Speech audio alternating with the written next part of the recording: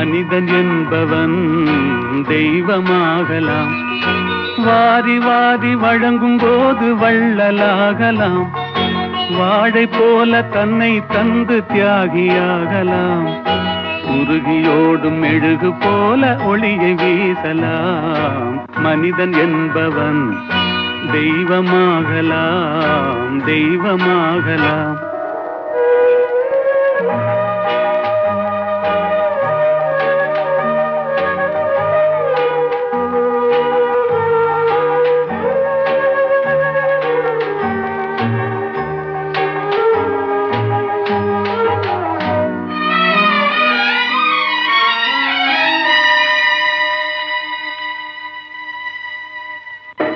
ஊருக்கென்று வாழ்ந்த நெஞ்சம் சிலைகளாகலாம், உறவுக்கென்று விரிந்த உள்ளம் மலர்களாகலாம்.